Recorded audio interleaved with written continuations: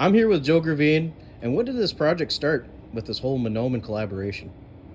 Uh, Back in the initial, um, I guess the initial start date, I guess, would be in 2018, but the original conversation started in 2017, and in May of 2017, and so the University of Minnesota they were looking at hydrological type stuff, and so they reached out to. They wanted to work with the tribes primarily in Minnesota, and so we jumped on this call. When I say we, as myself and Eric Chapman, and so we had a conference call with some of the Minnesota tribes, University of Minnesota people, and so.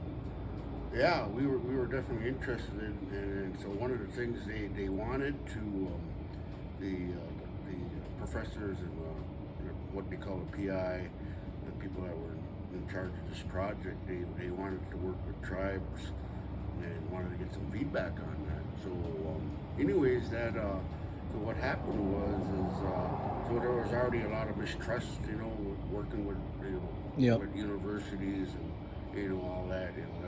That's just because they've been, that's just the way Indian people are. You're You know what I mean? And so yeah, so anyway, so we had a few more calls, and then we finally, so they changed their whole mission and what kind of project they wanted to do. So they looking at hydrology and other aspects, around Monoman. And so what happened was is the they met with they came to the Gulffoot organization, Great Lakes Indian Fish and Wildlife Commission, at one of our WIC task force meetings, and they brought forward this project. And so one of the things that was brought up there was is that there's when we talk about Monoman, right? Monoman wild rice, and wild rice doesn't know no boundaries, whether it's in Wisconsin, Michigan, Minnesota, Canada, wherever. It don't know no boundaries, and so they took that back to the University of Minnesota, with people that were actually funding this, what they call Grand Challenges program that they had there at University of Minnesota. They had some money for a project, so they took that back. What was brought out at White Task Force, that was brought up by members of Lac Du Flambeau and the White Task Force rep and some of our rice chiefs and a couple other different tribes, and so they took that back to their people at the university level, and they agreed. okay. So that's kind of how this project took off, and so out of that, the work was already in the works, and so they created this. They created this what they call a white paper, and so it's called Responsible, Respectable Research, working with tribal partners. And so there was, so that's kind of where that came from, and then so out of that, part of that white paper, that whole responsible, respectable research protocols for research ended up becoming part of a MOU that University of Minnesota and the Lac Du Flambeau tribe signed the MOU, and that kind of set the stage, for a number of different things. That this whole project, this collaborative project, is all the research, the data collection is all tribally driven. So it's all tribally driven. Yeah, Yeah. And so tribally. all of it's going to stay here with the data, and then also it can go back as well, right? Yeah. It's just so like even some of the publications. So it's just like it's well rounded. It's like they ain't just gonna publish a piece of paper or an article on how they did their work without talking to their partners like Lac Du Flambeau, or let's say Fond du Lac up in Minnesota. So we meet once a month, and so it's like or they even shoot us emails and ask, what do you guys think about this? Can we have this or can we that? No, we're gonna omnize this. Take that off there. We know we don't want to map that kind of thing. That's all up to us, and that was that was that was driven. That was kind of the main concerns that we had. When I say we, I mean as a tribe, our tribal governing body, some of our people in our natural resource department that been around for a while and have been dealing with how that data is shared without even consulting tribes. Yeah. So that's kind of like that was like kind of like the nuts and bolts of this whole thing. Is given that what can we share, what do we want to share, and so like I guess I'll use the word Indian country instead of maybe reservation. I'll just use Indian country. And like an Indian country, Lac Du Flambeau, Washwagoning. There's a lot of different areas. Even the whole northern Wisconsin, all over. There's places that have cultural and spiritual significance to us. Mm-hmm. And so yeah, there's so those things. We they ask us about, especially on some particular areas that we've been working on here within Lac Du Flambeau and around Monoman. So there's some areas that are pretty culturally significant, and we have some spiritual connections to that. And so it was like, no, it's just like you just don't even mention Raven Lake. Don't even mention Raven Lake. Just show the lake. A lake. There's a site 5. Within Lac Du Flambeau. Yeah. Like so it's just like, well, it's this. So because the work that's being done on reservation or in Indian country, that's ours, right? That's our land base. Those are our waters. And if you want, you can come and talk to us. You're not going to go talk to people at university. The university people or the main authors of whatever. They're going to tell you to come and talk to us, or they can't share that. So, as even like if other people want to do, they want to use the work that we've, as a whole, as a collective, this collaboration, collective. They have to cite. They have to cite that work. They have to cite who the authors. Maybe there's a quote or something I put in one of those papers, one of those publications, they gotta cite me. They gotta cite my name or your name or a number of people that in whatever work they're doing. So it's giving that recognition to one way or another. If you're not gonna cite that, then how are you gonna use this? You're gonna recognize our tribal partner, our work that we've done with tribes. That's kind of what this is all about. It's just a lot of. It covers a lot. It's really comprehensive. I guess is the word I'm looking for, because not only talks about data sovereignty, not only talks about policy, not only talks about how we do research, and how we collect data. We're changing that whole narrative. And how do you work with tribes, or how do you work with other indigenous communities? Not only here in the United States, but anywhere. Mm-hmm. We're changing that. We're making an attempt to change that. And kind of the neat thing about that, this whole collaborative project is that it's opened many doors for not only Lac Du Flambeau. It opened a lot of doors for students, that have graduated with their masters or their PhDs, and so now, the one, this is like, it's like planting that seed, for these new, the researchers or people that are going into forestry or plant ecology type stuff, that they're just planting that seed. So there's a new group of professionals coming out of this workshop, out of this collaborative that is that's going to, hopefully set the standard, going forward, and how we work and how they work with tribes, Hmm. you know. And when I see this project, I could see that you really changed a lot, like groundbreaking stuff going forward with a lot of people. And Yeah. how did that feel when you when you were changing with how the government and the schools and they work with you? You know what I mean? How did that feel? Well, there's mixed feelings, because I think very early on, we've been dealing with the norm, I guess, and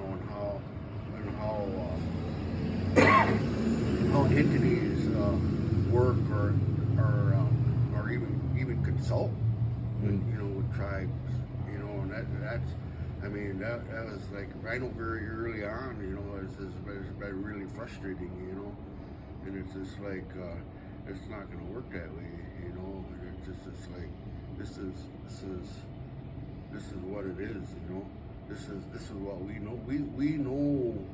We know Anishinaabe people know about wild rice. They know about Monoman, you know, and that knowledge we know, that's a science, just like Western science, you know.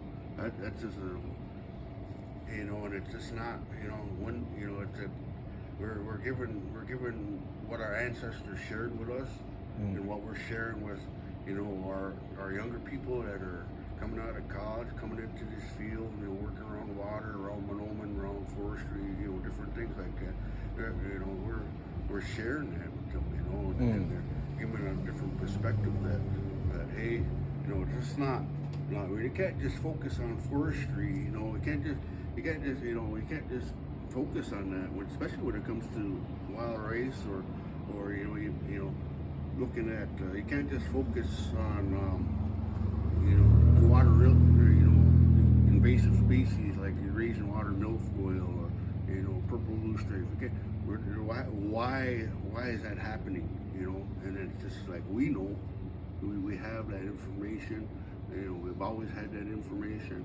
We have these different terminologies that Western science has. For like, we have words, and that's always been there. In time immemorials, and we before they even gave dandelion a name.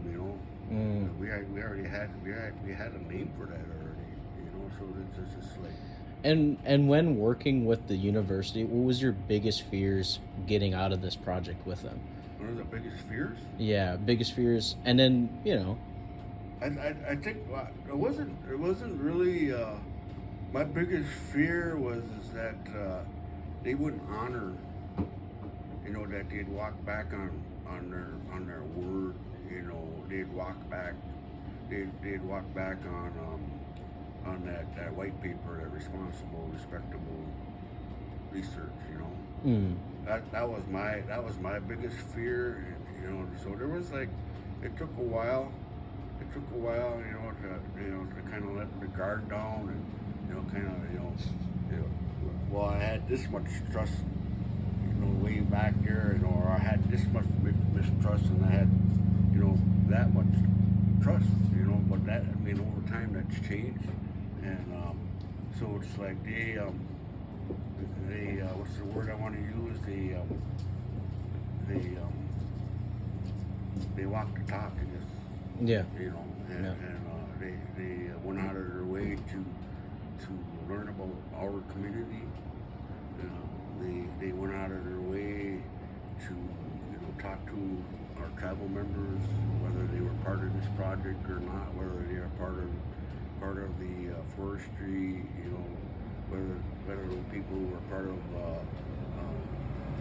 wildlife, you know, they took time to talk and hear their stories. Some of our elders, like we'll say Wayne Wolf, he's been around a lot of those conversations when they came here for site visits and stuff like that, and just hearing, just building that relationship, and that was important, and they you know, when things are when you're not familiar or you don't know, you get kind of anxiety, you know, Yeah. and it's just like you just kind of get that fear and anxiety, and it's like, well, I don't know about this, you know, and that's the thing, you know, it's like here's an opportunity to learn something. There's an opportunity to change some barriers. You know, Mm. you got a roadblock. You know, because you got this mentality that society has put on us that we're lesser.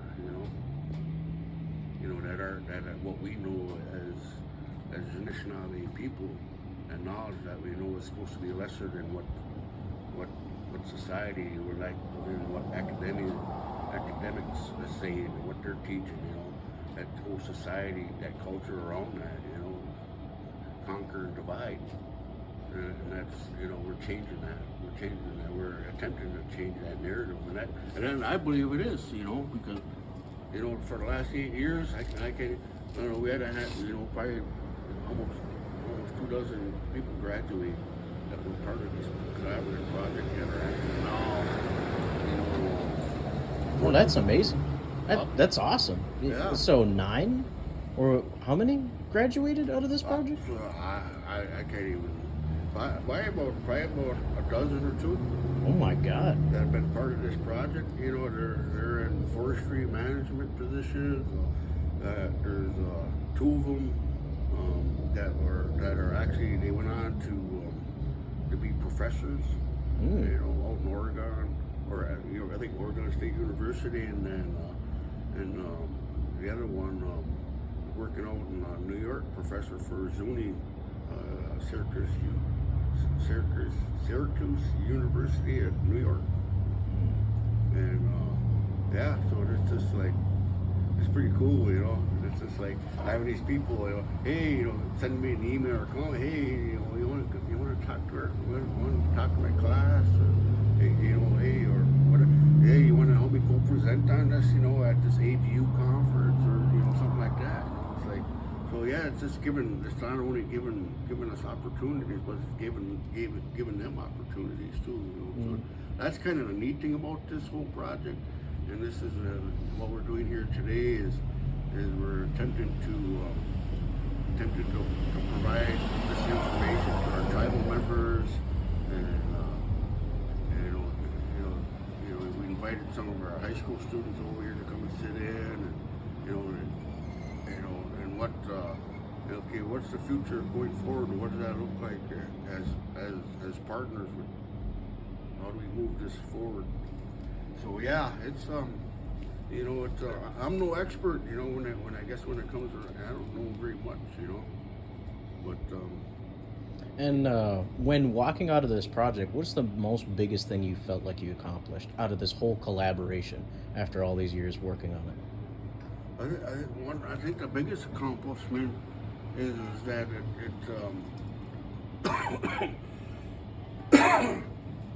I think the biggest accomplishment is that it gave us more resources, it's built relationships with other tribal partners. We have this connection now, that we have, it's like that spider web, all these people that we're talking about that graduated, they're off working in these different places now, and it says, okay, well now we have a resource, we can reach out to them, or they can reach out to us, and There's that trust. and help continue this story, this collaborative project story of how you work with tribes, and that I think that's the biggest accomplishment that I see coming out of that. And then I think the other one is just the relationships that we built.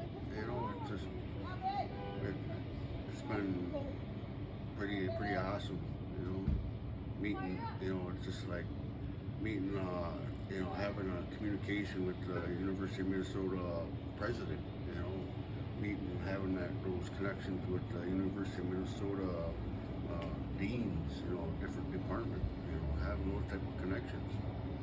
And then I think the other accomplishment is that, that I think happened is that it's given us opportunities, and it's given other universities in the country to reach out, and say, hey, this is, we want to do this type of project, more just bringing that attention to Valrice, bringing that attention to Monoman, to how can we monitor that, what kind of, all that, just technology.